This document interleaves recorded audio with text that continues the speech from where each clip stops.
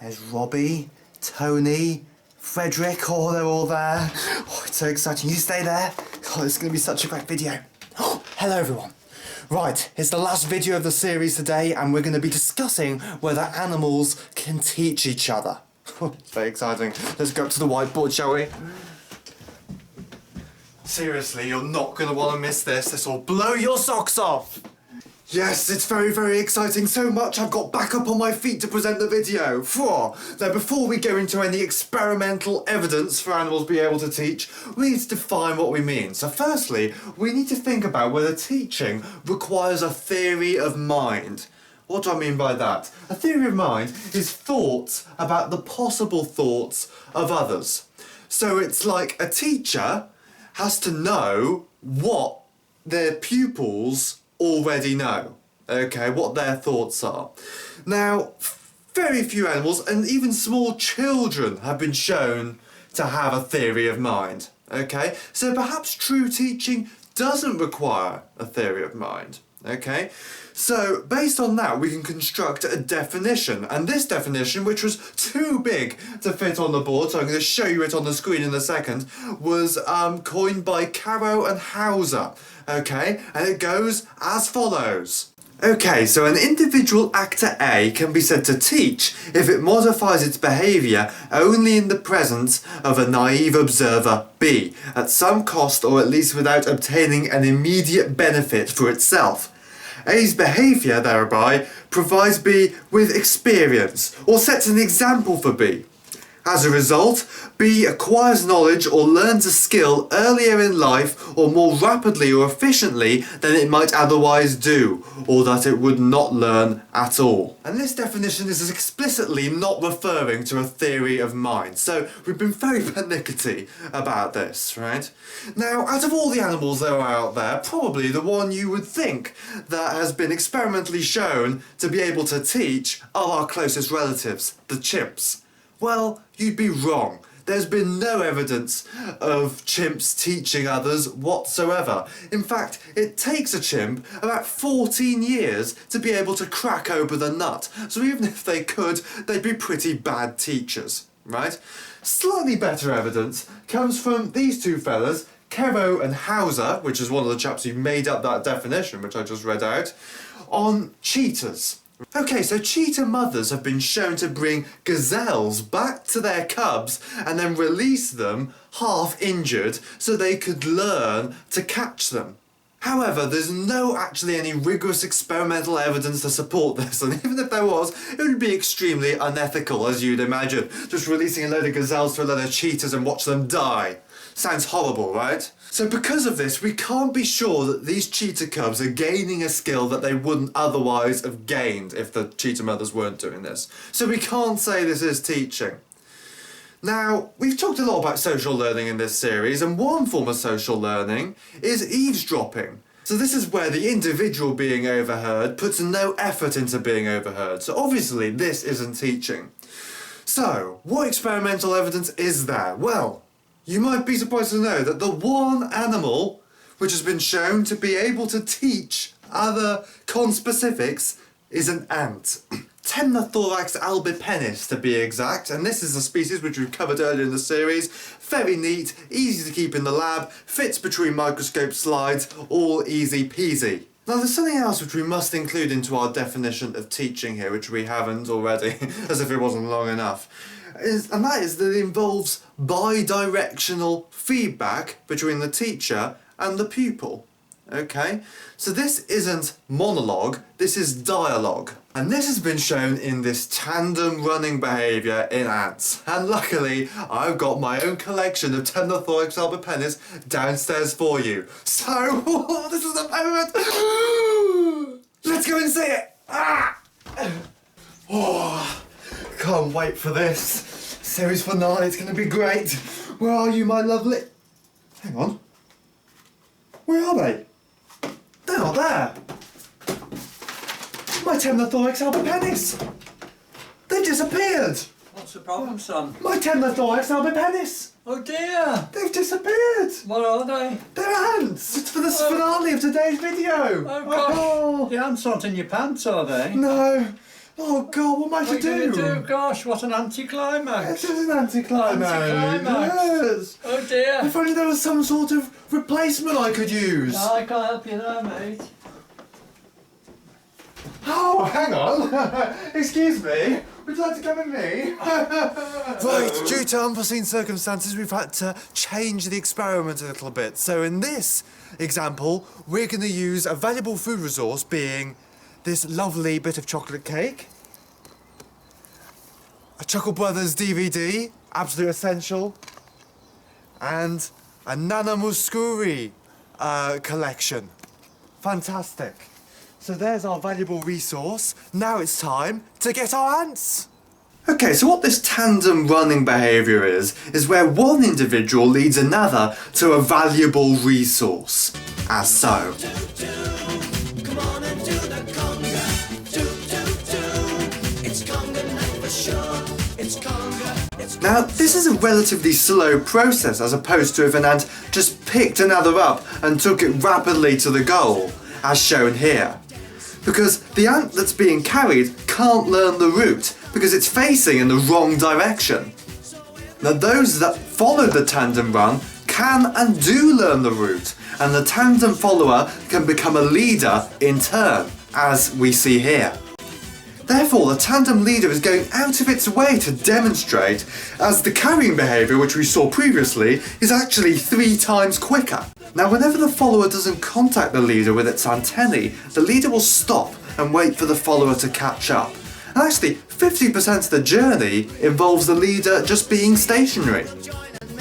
Now, when this happens, the follower can sometimes just stop and do a full pirouette in order to learn landmarks through dead reckoning, as we talked about in the 7th video.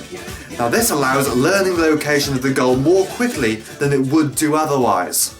It was shown that if the 2 ants get too close together, as shown here, the leader accelerates. However, if they're too far apart, they decelerate. But if the ants are at the stretch length of the antennae of the follower, the ants move at a constant speed. For the follower, if it bumps into the leader, she will decelerate, and if she gets out of contact, she'll accelerate. This communication is purely chemical, which the leader releases that encourages a follower to follow. This chemical can be attached to a bead to make a robotic leader, as represented here by me spraying a can of deodorant at the follower ant. The follower taps with her antennae, which can be recreated by attaching an eyelash to a cocktail stick and tickling the leader periodically. But as this is a scaled up version of this experiment, I've used 2 wooden sticks. So we've shown that these ants can modify their behaviour in the presence of a naive observer, i.e. by releasing the pheromone, which the follower then follows. Now this comes as at an initial cost to the demonstrator, because he's getting to his valuable food resource slower. And we've shown even the tandem leader, after successive tandem runs, gets more efficient at teaching. Isn't that amazing? So, ants can teach, and it was Richardson and Franks who were the first people to show this. And once this paper by Richardson and Franks got released, a load of scientists started messing about with the definition of what teaching actually is. And people started suggesting that teaching requires some evaluation. So soon after, a paper by Thornton and McAuliffe was released on meerkats, so a completely different animal. And what they showed is that adult meerkats, to bring on the hunting skills of the pups, they would remove the stings of the deadliest scorpions to help these pups learn how to hunt. And as the pups got older, the helper meerkats brought back more dangerous scorpions over time. Right, now a playback experiment was carried out where when there were older pups, the calls of younger pups were played, right? And it was found that the adult meerkats brought back scorpions with the stings taken off. Okay? Same was true for the other way around. If there were actually young pups there, but a call of an older pup was played, then more dangerous scorpions were brought back to the pups. Therefore, we can't call this evaluation by the meerkats because they're using more of a rule of thumb to decide rather than evaluating how good the youngster meerkats are at dealing with these dangerous scorpions. They're just making an assumption because they're older, that means, oh, they must be better at it by now. So later on, two guys called Premack and Premack, what are the chances of that, said that teaching involves evaluation.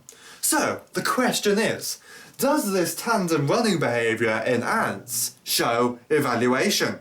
Now this tandem running behaviour in ants can involve at least two forms of evaluation, right? Evaluation of the leader's efforts and evaluation of the quality of the pupil. Let's see the experimental evidence for it then, shall we? Now this is done by taking away the following ant. The leader then waits, but after a certain amount of time, she'll give up and walk off. This is called the teacher giving up time, the TGUT, which in this case is 5 seconds.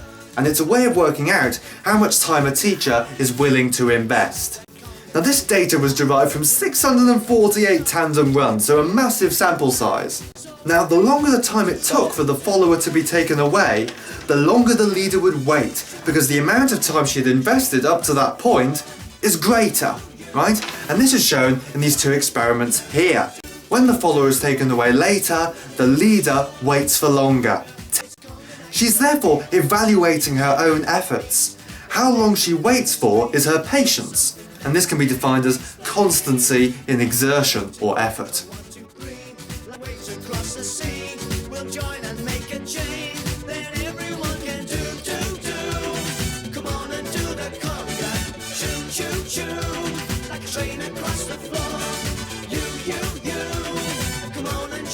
The teacher can also evaluate the rate of progress of the lesson.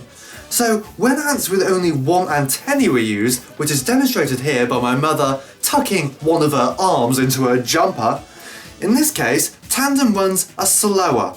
And it was also shown that teachers were more patient with faster pupils. So in this experiment, the follower was taken at a set point, not from a set time, so it's using a completely different algorithm. Therefore, the teachers are evaluating the quality of the pupil rather than the time invested.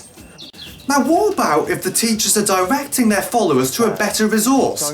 So here, we've increased the value of the resource by introducing a tin of roses. Other brands are available.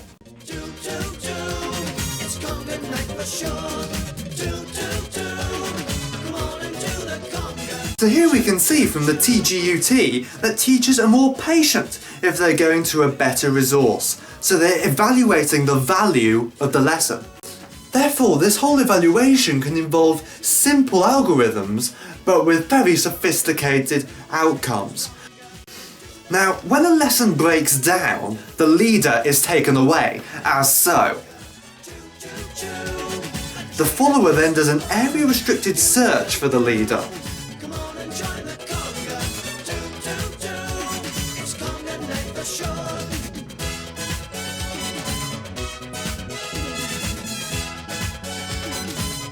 After that, she can extrapolate in the direction of the tandem run.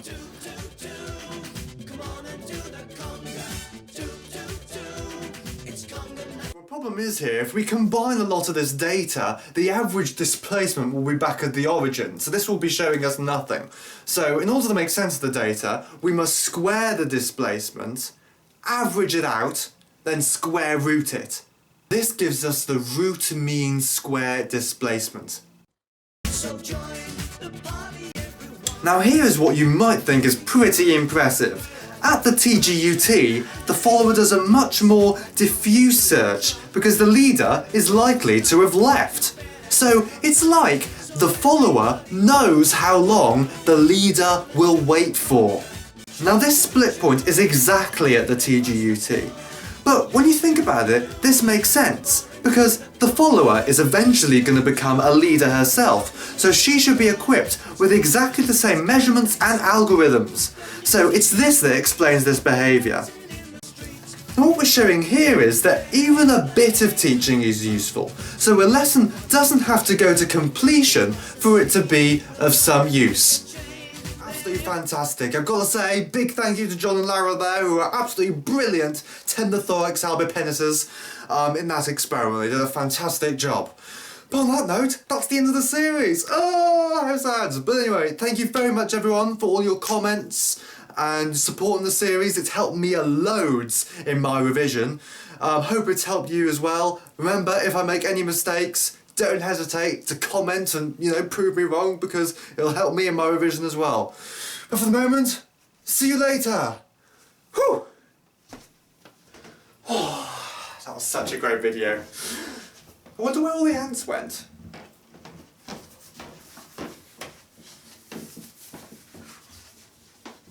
No. No idea.